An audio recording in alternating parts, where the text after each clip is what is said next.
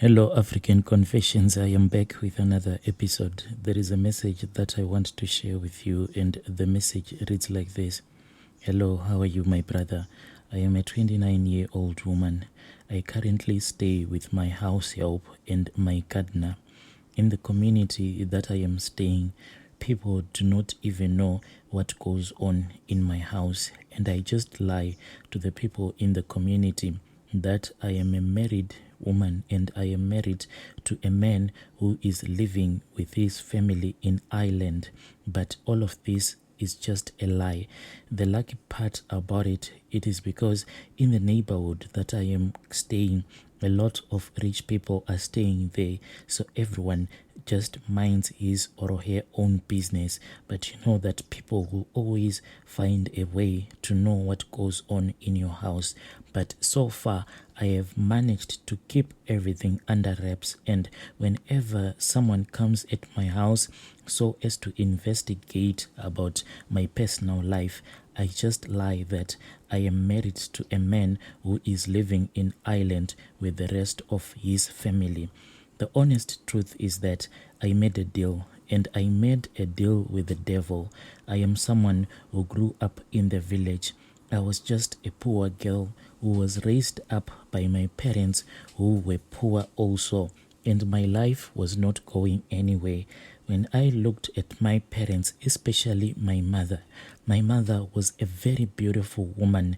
I never understood how my beautiful mother ended up stuck with my poor father in the village. Because my mother, as old as she was, but you could see that she was once a beautiful woman. But I sat down and I noticed that my mother, as beautiful as she was, the reason why she ended up being stuck with a poor man in the village. A poor man, yes, he was my father, but he was a poor man who didn't have any future, who never had any vision of getting out of the village. Hence, when she believed that she could be happily married to a poor man, she made the biggest mistake of her life. So she found herself stuck with my father in the village. My mother was a good woman. She never insulted my father. But there were days whenever my father would do something that didn't please my mother. Those days, that is when I would see the truth that was hidden in my mother's heart. There were days when I could see and feel that she will be regretting being married to my father. But what could she do? She had lost that opportunity. I know that back in her days when she was still young, maybe she should have taken that opportunity to get married to a man who could provide a good life for her. A beautiful woman is not supposed to be stuck in the village like the way my mother was stuck. A beautiful woman is not supposed to suffer. She is supposed to enjoy the good life. Isn't it why God gives someone true beauty? Even though my father was a handsome man, but when I looked at my mother, I saw that God had made me in the image of my mother. Growing up, I knew that I was not meant to stay in the village, but I didn't have a plan to get out of the village because me and my parents, we were just suffering. That time when I was still staying with my parents back in the village, I had not yet performed the sacrifice that I ended up performing.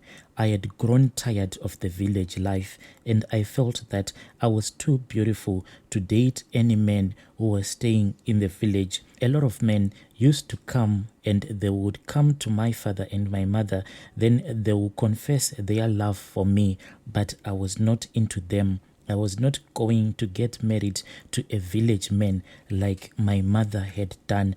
I was going to use my beauty to be a rich woman. I only dated once when I was still 16 years old, and I then saw the disadvantages of dating a poor man. The other thing was that I was staying with another poor man who was my father. So when I started dating this guy who was also staying in the village, he gave me a lot of promises, like the same promises that my father had been giving me and my mother ever since I was growing up. So I was used to all of those empty promises.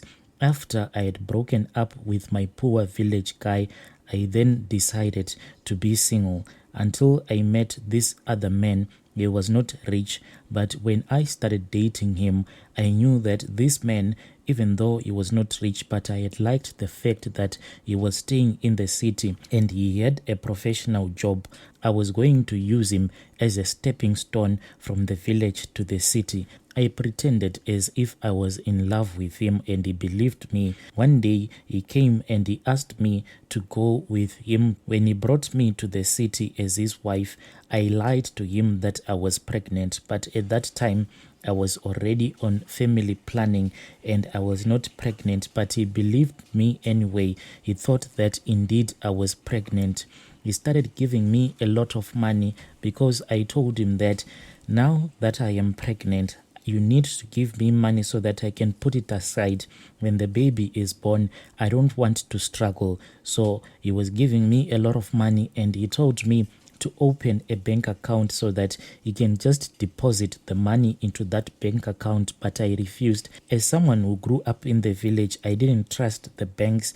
I wanted to keep all of my money that he was giving me under the mattress. He just laughed. Here and there, my husband, here and there, my so-called husband at that time, he used to give me a lot of money, then I'll just place it under the mattress. But with the money that he was giving me, I looked for another accommodation in another city. When my so-called husband at that time had traveled out of town because he was a salesman who was moving from town to town, I then hired a car. Then I stole all of his movable property and I ran away into another city. I sold all of that property. Then I started a very small business. It was just a small restaurant of some sort, but I quickly went broke because it was stiff competition.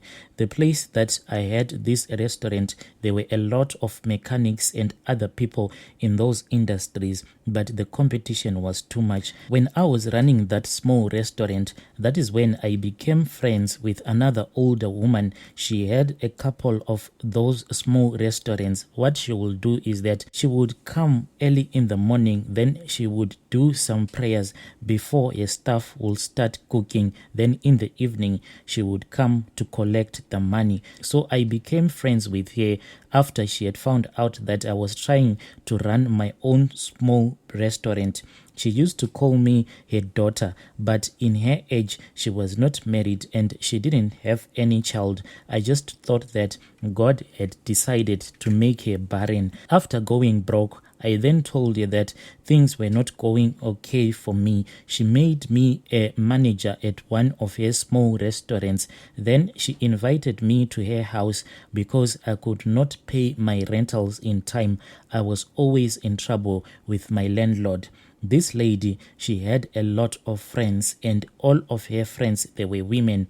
I came to know these friends of hers when I was staying with her. She treated me like her own daughter, but on many nights they would party throughout the night. It was more like a rich woman's private club. What they used to do is that they would bring in a male stripper, then they would sleep with him, all of them. I just said, let me mind my own business and be a good guest. Otherwise, if I ask a lot of questions, I'll be kicked out. But in her bedroom, I would hear screams every now and then, as if in her bedroom there will be a man that will be locked up in there. That man would scream so much like he was being killed or he was being harmed. After I joined this occult club, that is when I realized that the man who was screaming, it was because of a snake that kept on biting him and sucking his blood. This is what I also do. Sometimes I drive to town and I can just pick up a random stranger, but it must be a man. Then I just blow into my hands and the man whom I would have picked up from the streets, he will just fall asleep. I can take him to my house or I will find a place to park in a safe place. Then a snake will come out of my private parts and suck his blood and I will just drop him somewhere. But this ritual that I do, it is not an everyday thing. I can do this ritual 3 times a year. because I already sacrificed my womb. So now the rules that I have to follow are better than the rules that other people that are in the same occult as I am. I already sacrificed my womb. If you ask me, do I have money? Yes, I have money. For me, every day is like a holiday. If I want to fly to Paris today for shopping, no problem for me. I can do it. I am happy. Of course, I am happy. What is better, to cry whilst you are in a mansion than to cry when you are in a dirty village shack? I sacrificed my mother first because at that time, after I had sold off my womb, her ancestors had showed her that my womb had been removed, and I couldn't stand it knowing that my mom knew what I had done. So I took her pictures to that woman. Then they went and they threw those pictures in the sea. But when they went to the sea, I was not with them because I was not supposed to witness that ritual. When they threw my mom's pictures in the sea, they had wrapped her pictures inside a white cloth and a silver coin on top of it. This was a symbol of me sacrificing the woman who had given birth to me in exchange for protection. As her womb had protected me when I was not yet born, she is now the one who stands guard over my house. She is the one who protects me. As for my father, after my mother had died, and the way that my mother died, it was on this other day. My mom had gone to fetch water like she had always done at the river. She then drowned. My father was heartbroken when the news reached him. And since I couldn't help my father financially anyway, so I decided to dedicate his life to the devil as a way of thanking him for the gift of wealth that he gave me. I don't have a child, and I'll never be able to have a child in my life because my womb is already being used, and it is used in the spiritual world to make demonic babies. But I am happy with the life that I chose. I decided to end poverty on my own terms. Most of you are going to suffer in this world, and you are going to suffer in the next world. So why not do it when you have that opportunity? Don't you know that in the next world, we will not have the will to decide our own fate? I live a very private life, mostly on social media. I don't post my pictures. I just use a couple of ghost accounts. In my neighborhood, they just know that I am a young second wife to a very wealthy man who is overseas. A lot of women in my neighborhood, they love to gossip. Most of them, they have tried to investigate who this wealthy man that I am married to, who is he? Some of them I laugh because when they gossip about me, I can hear each and everything that they will be saying. Some, they have said that they suspect that I am a mistress to a very wealthy politician, but I know the true source of my wealth. If I want to be with a man, there are men who are more than happy to quench my thirst with all that I have. What more can I desire? You tell me. What else can I desire? You tell me. That was a message that was forwarded to me by one of our admins. Please let us talk about this issue in the comment section. I'll be back with another episode.